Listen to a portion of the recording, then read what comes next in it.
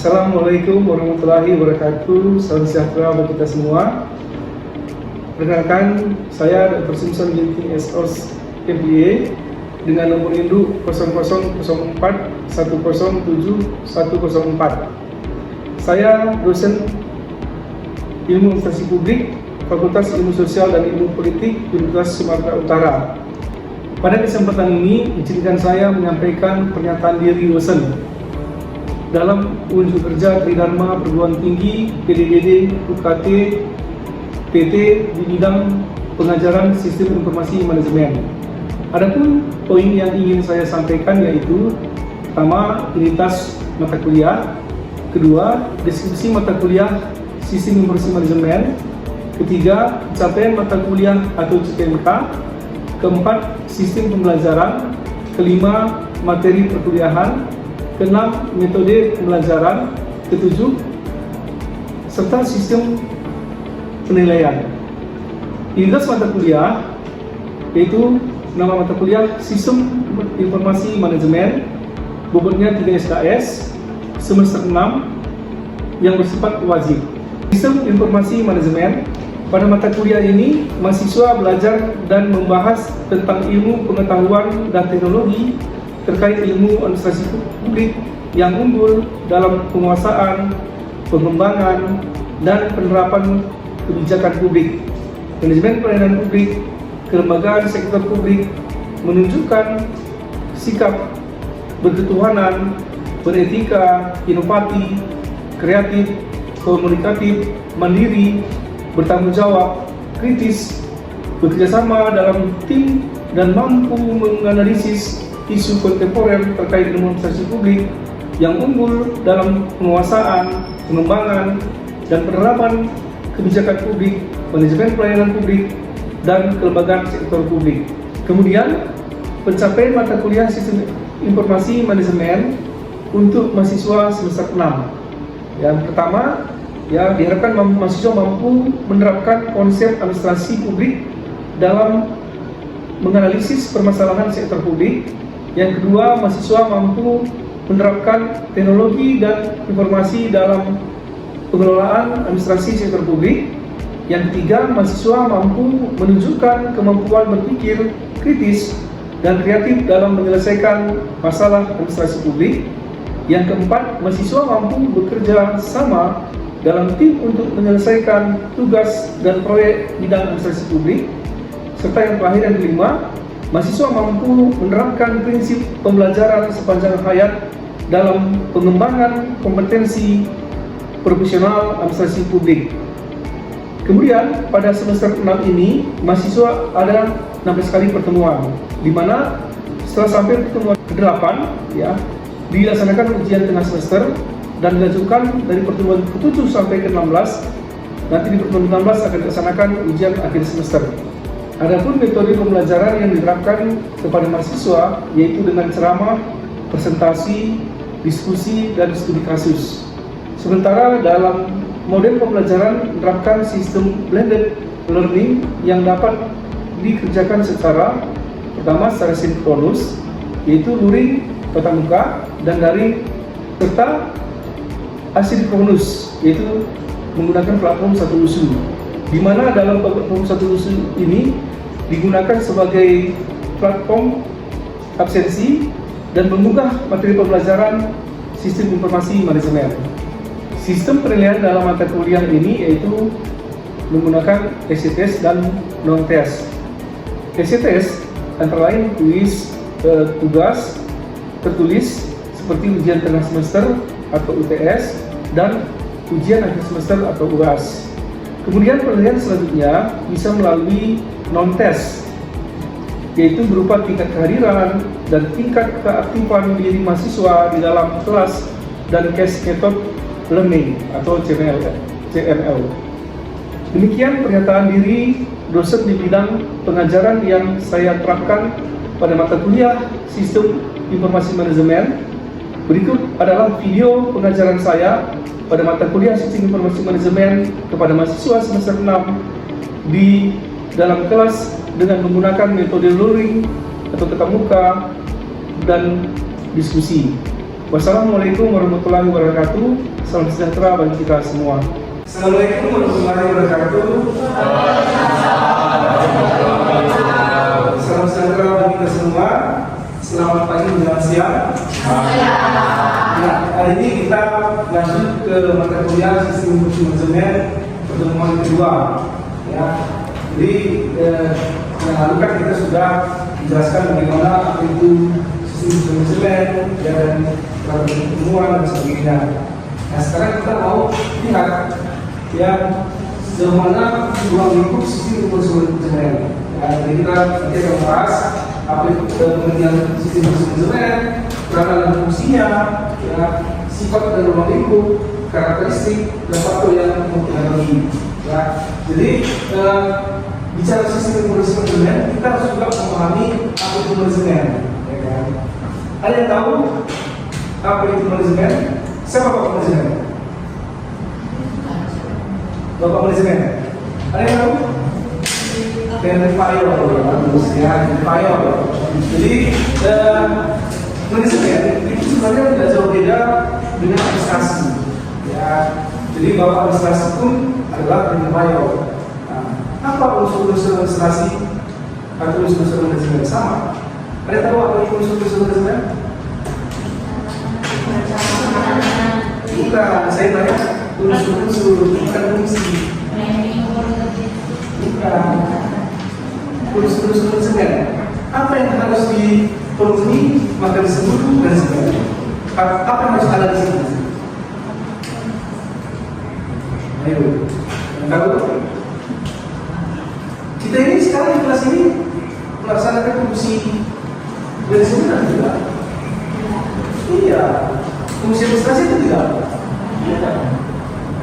Ada siapa di sini? Ada orang, ya minimal 2 orang atau lebih. Ya ada proses kerja. Kita belajar kan?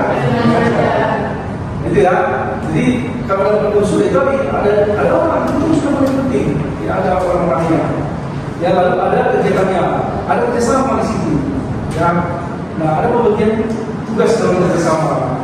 Contohnya kita ini sekarang ada yang depan berdiri, ada yang duduk mendengarkan. Itu kerjasama kan? Coba kalau saya sendiri berdiri menjelaskan, tidak ada yang mendengar. Kerjasama, ya. Jadi terjadi proses kerjasama. Lalu ada tujuan. Jadi ada tujuan bagus di dalam manajemen. Ya, ada orang, ada kerjasama, ada pembagian tugas. Ya, ada tujuan yang belajar. Nah, fungsinya apa? Fungsi manajemen. Tadi itu kan bilang.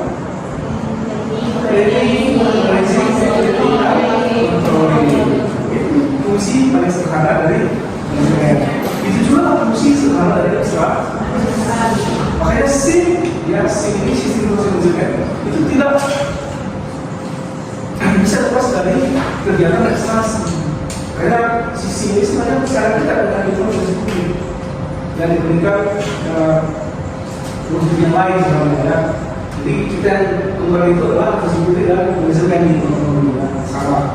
Nah, kemudian lagi ya materi ini ya itu tadi sudah dijelaskan yang memahami konsep informasi manajemen ya. Konsepnya analisis aplikasi publik dan informasi. Ya, SIM dipahami bukan hanya sebagai teknologi, tapi sebagai sistem dukungan informasi untuk kebijakan publik, pelayanan publik, kelembagaan dan komunikasi. Belajar SIM itu tidak terlepas dari belajar informasi publik yang terlepas untuk kita. Ya. Lalu, ya SIM mengumpulkan data, proses manajemen, informasi, keputusan dan kebijakan pelayanan publik. Jadi yang paling penting dalam SIM itu ada data. Ya kan? Data. Kenapa? Karena salah satu fungsi informasi ya bagi profesi publik adalah untuk pengambilan keputusan. Iya, pengambilan keputusan. Nah, informasi itu dari mana asalnya? Dari data. Ya kan? Dan apa yang data? Apa yang kita lihat? Apa yang kita lihat? Fakta yang pernah kita lakukan. Lagi Bisa berupa apa ya? Dokumen, apalagi kejadian, peristiwa, foto, gambar, ya, dan sebagainya. Itulah data. Nah, apakah data langsung bisa berubah menjadi informasi? Tidak. Tidak. Yang itu datanya. Jadi mana pengolahannya? Apakah data itu kebenarannya bisa dipastikan kembali? Ya, dapat dipastikan. Makanya sistem manajemen itu membutuhkan ketepatan waktu, ya, kebenaran, ya, dan sesuatu ini kekarakaran, informasi dan sebagainya. Ya. Itulah penting. Ketika data itu dibutuhkan oleh informasi harus dikelola dulu. Nah, jadi hampir sama seperti dan nanti kalau saya mengerjakan tugas akhir ya, deskripsi atau karyanya, maka data itu kemudian dikumpulin, lalu kemudian di yang dikelompokkan. Yang mana yang tidak perlu disingkirkan, yang berbuang ya, dipisahkan. Yang mana data yang sangat dibutuhkan atau dekat dengan masalah yang akan yang berbahas, itulah nanti yang menjadi data pendukung, gitu ya. Baru dari itu kemudian diolah sedemikian rupa sehingga menjadi informasi, kan gitu ya. Nah, informasi itu nanti akan digunakan sebagai alat ukur bagi manajer yang ada dalam organisasi atau sekarang dalam institusi publik. Nah, coba ada yang sedikit contoh yang data kemudian bisa berubah menjadi informasi. Ada yang bisa sedikit contohnya? Ya. Mungkin ini, kita kan tahu misalnya di suatu kecamatan atau di suatu kelurahan di sekitar ini ada nih data orang yang tidak mampu, gitu.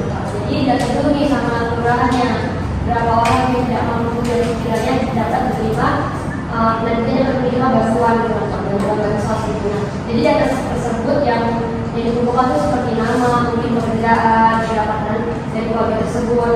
Lalu data tersebut disimpan, dikumpulkan oleh pihak kelurahan, kemudian diproses nih, dilihat lagi apakah memang benar kalau misalnya nama tersebut memang benar-benar tidak mampu, gitu, kurang mampu untuk dan itu menjadi informasi ya, dalam bentuk laporan. Nah, setelah sudah menjadi informasi yang sudah disusun, kemudian pihak kelurahan ini kan akan memberikan data ke tingkat yang di atas, kecamatan dan lain sebagainya untuk bisa data tersebut masuk dalam DTKS gitu kan Pak. Nah, kemudian akhirnya muncullah keputusan yang dimana nama-nama tersebut adalah nama-nama orang yang menerima bantuan.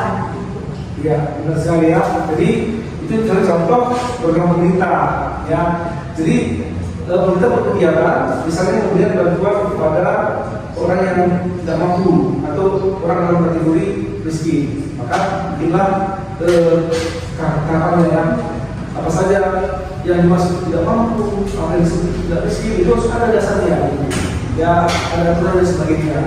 Lalu dicarilah data itu, ya, benar itu kemudian itu diverifikasi, lihat kebenarannya, itu, ya, sehingga ketika bantuan itu diberikan, yang diputuskan untuk diberikan, untuk dilaksanakan, maka penerima manfaat dari kebijakan itu sampai kan, ya, pas dengan orang yang atau sasaran ya, yang dituju. Nah, itu punya data, ya, sehingga kalau data tidak valid, maka kemudian kebijakan itu tidak sampai tujuannya, kan gitu. Artinya ada orang yang sebenarnya mampu malah menerima iya, seperti ya, disitulah ini sudah mengerti ya. Jadi itu data, dan dia itu berserpakar bisa bersifat statik dengan baik pajak sensi aduan atau berupa peristiwa yang benar-benar terjadi, yang peningkatan ya dalam organisasi publik, yang tidak boleh ada data yang direkayasa atau dikarang, ya, karena bagaimana itu salah dalam penganalisa, salah dalam kebijakan atau keputusan, maka apa boleh ya. Nah itu ya, jadi harus akurat, ya, jadi terus akurat. Lalu diproses, nah, ada validasi, klasifikasi, diolah, analisis, ya. Jadi kadang-kadang orang kan scan dulu, ya diverifikasi. Ya, nanti ketika ada data yang kurang, ya, yang agak mendekati bisa digunakan yang itu. Ya, jadi itu dia ya. Lalu informasi, ya tadi sudah diolah, sudah diproses, dan ada informasi. Ya, bisa berupa laporan, indikator, tren, rekomendasi dan sebagainya. Nah, umumnya informasi rekomendasi. Nah, sekarang ini memperkuat ya pemahaman kita. Pasti sudah pernah semua membaca berita ya, di media massa.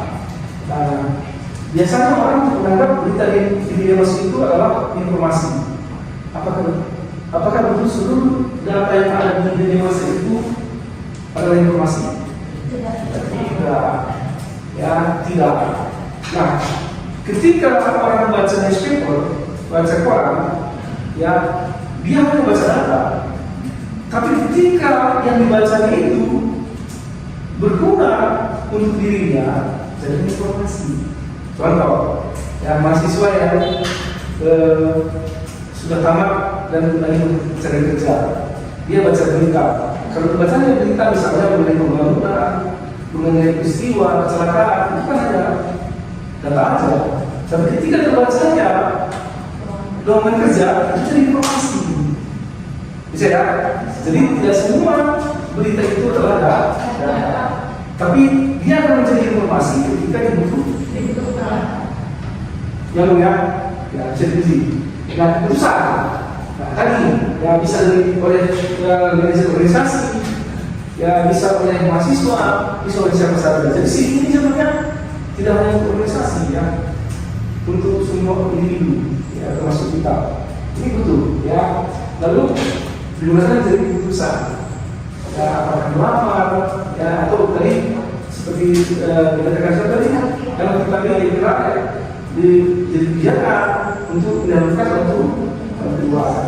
Nah, dampaknya sudah jelas, ada esensi, aktivitas, kualitas, sama seperti tujuan administrasi yang proses kerjasama atau manajemen tadi ya, proses kerjasama pembagian tugas dan sebagainya untuk mencapai tujuan bersama atau tujuan organisasi.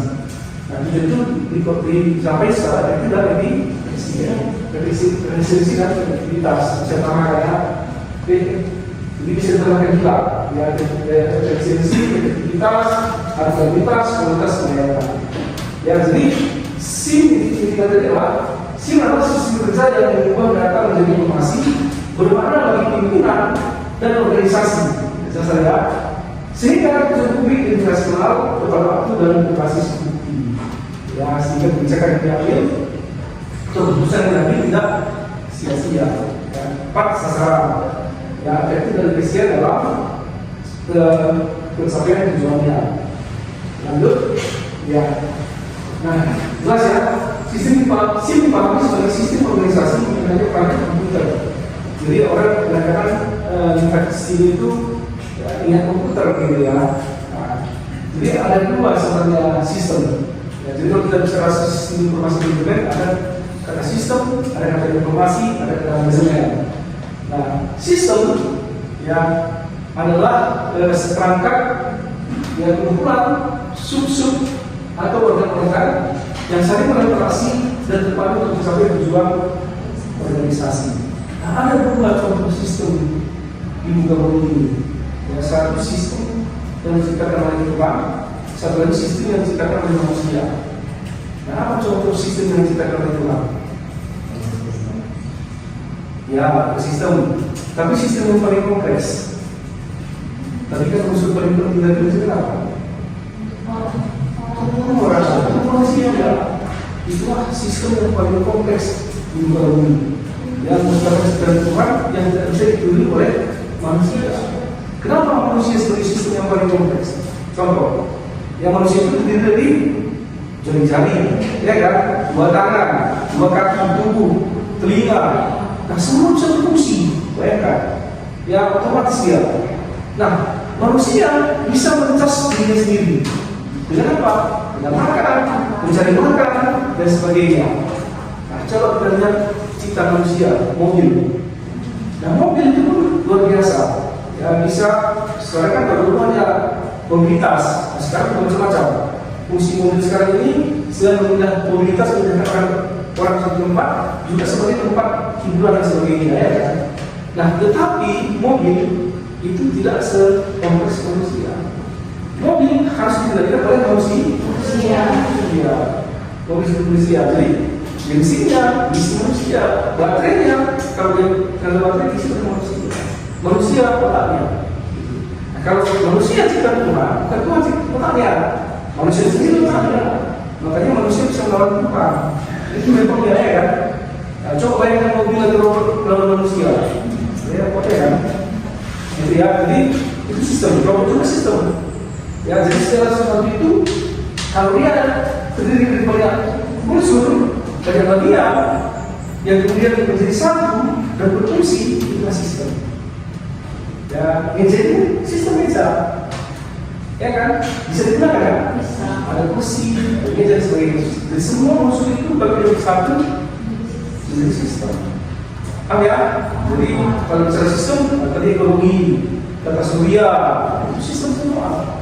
Ya, lalu informasi jelas, ya, tidak jelaskan. Itu menjelaskan, jelaskan ya kan?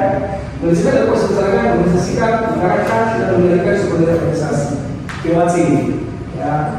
Nah, jadi definisi dari sistem adalah jaringan prosedur pengolahan data yang dikembangkan dalam organisasi untuk menyediakan data informasi internal dan eksternal kepada manajemen ketika diperlukan sebagai dasar keputusan. Ya, jadi jelas ya teks di sini. Terlanjut. Nah, ada beberapa pendapat ahli tentang SIM. Ya, di sini ada 3 pendapat ahli, maksudnya banyak. Ya, nah, di sini ada Gordon Bilapis, Jagoya, Pak Umotomo dan Pak Martono. Ya, kemudian Pak Umotomo ini dosen saya di UGM. Ya, ini untuk SIM. Ya, jadi Gordon Bilapis apa katanya? Sistem dapat berupa abstrak maupun fisik. Ya, sistem fisik terdiri dari elemen-elemen yang bekerja bersama untuk mencapai tujuan. Dalam SIM, data diolah menjadi informasi yang berguna bagi keputusan. Nah, jadi yang dikatakan Gordon Bilapis sudah sama seperti yang kita bahas tadi. Ya, dalam kategori ya, itu manajemen bekerja melalui pengambilan keputusan. Nah, keputusan logis dan rasional membutuhkan informasi akurat dan tepat waktu yang dikumpulkan, diolah dan disampaikan secara sistematis. Nah, sama ya, yang sama. Lalu Pak Komodo dan Pak Komodo yang dalam posisi publik, kualitas informasi menentukan efektivitas keputusan dan kinerja. Informasi harus akurat, tepat waktu, relevan, tersedia, mudah dipahami, ada bermanfaat dan konsisten. Ini kan yang dia tepat waktu, ya akurat, ya relevan, ya tersedia, mudah dipahami, ada bermanfaat dan konsisten. Ya, jadi ketika kita memberikan data, datanya akan berubah gitu. Ya, sehingga ketika digunakan menjadi informasi untuk mengambil keputusan yang ambil jadi tepat dari sasaran dan tepat benar. Nah, jadi tetapi informasi publik SIM harus menopang dari publik, ya, yaitu transparansi, responsivitas, akuntabilitas, efisiensi dan keadilan pelayanan. Teknologi hanyalah alat, ya, keputusan tetap mengalami proses manusia, organisasi dan tata kelola. Jadi unsur yang paling penting adalah manusia. Ya, jadi agar fungsi manusia sebagai suatu sistem itu bisa berfungsi maksimal, maka dia harus belajar. Ya, jadi kalau kita bilang manusia paling penting, kalau manusia itu nggak belajar, ya saja, ya kan? Tidak pandai dia mengolah data, tidak pandai melihat relevansi data, ya, sebelum aja datanya dulu ya. Nah, jadi untuk bisa melihat data yang relevan, dia pengetahuan. Ya, jadi harus belajar, ya. Nah, itu dia. Ya, jadi kehidupannya alat. Ya, jadi ada manusia, organisasi dan kelola. Ya. Lanjut. Nah, yang kedua, yang peranan dan posisi. Ya, SIM berfungsi manajemen melalui penyedia informasi berkualitas. Nah, tadi fungsinya adalah posisi manajemen, perencanaan, koordinasian, staging, pengarahan dan pengendalian. Ya, nah di sini di manajemen kan ada namanya pengendalian. Ya, jadi kalau dalam bahasa Inggris kan yang kontrol itu disebut dengan pengendalian. Tapi dalam bahasa Inggris sebenarnya disebut pengawasan. Ya, karena pengendalian itu adalah bentuk pengawasan yang sempit. Nah, pengawasan itu sudah termasuk dalamnya adalah pengendalian. Jadi bisa diganti dengan pengawasan. Ya, jadi apa yang kita lakukan? Menentukan sasaran prioritas program. Ya, planning, ya kan? Apa yang mau kita lakukan? Jelas, yang kita kenapa kalian belajar sih? Apa rencana dia? Jadi banyak mahasiswa yang berkelas itu karena tidak tahu ya apa tujuannya, ya untuk kelas kadang-kadang tidak fokus. Ya, kalau dia paham, dia rencanakan ya. Saya harus paham seperti ini, ya kan? Bagaimana untuk menerapnya, gitu ya. Lalu pengisian, dia membagi tugas, struktur, lalu kendali, ya, ada sama, lalu membagi tugas di dalamnya. Lalu stepping, ya, menempatkan SDM sesuai kebutuhan. Ya, karena mereka sama ya, ada orang yang berpikir, ada orang yang berkonsep, ada orang yang mengerjakan, dan sebagainya. Lalu pengarahan, itu tugas pimpinan, ya. Pengarahan itu berkomunikasi, memotivasi, dan bentuk kepemimpinan. Lalu ada pengendalian atau pengawasan berupa monitoring, evaluasi, dan koreksi. Ya, jadi kalau pengendalian itu kan susah ya mengoreksi.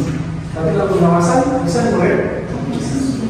Ya, bila yang pengendalian dan pengawasan ada tahu apa itu pengendalian, apa itu pengawasan. Pengendalian kata dasarnya apa? Kendali. Pengawasan awas, ya kan? Jadi awas dan kendali dalam penggunaannya gimana bedanya? Ada yang tahu? Ada yang tahu gimana beda? Ya, sekarang. Jadi kalau menurut saya kalau pengawasan itu, misalnya kita mungkin saya mengambil contohnya seorang sopir ataupun pengendara. Nah, kalau misalnya pengendalian seseorang ini dia membawa kendali pada sebuah kendaraan atau mobil bisa jadi dia sebagai supir atau yang mengendalikannya. Tapi kalau misalnya pengawasan itu bisa seorang yang mengawasi atau melihat bagaimana si orang yang mengendalikan ini benar atau tidak. Dengan siapa kan? Ada juga. Ya, jadi pengawasan itu ya dia di situ gitu. Ya bisa melatih orang yang mengendalikan tadi. Ya, jadi pengawasan ini biasanya penunjuk langsung yang diawasi bawahannya kan gitu. Dan kerjaannya. Jadi pengawas itu bisa mengendalikan. Misalnya mengendalikan bawahannya yang mengendalikan kerja. Jadi pengawasan bisa tadi begitu. Ya, juga misalnya satu, ya kan. Jadi kalau orang mengendalikan satu ya. Nah, kusir mengendalikan ketika dia mengendalikan kuda kan dia tidak mengawasi, dia hanya fokus kepada jalan kuda.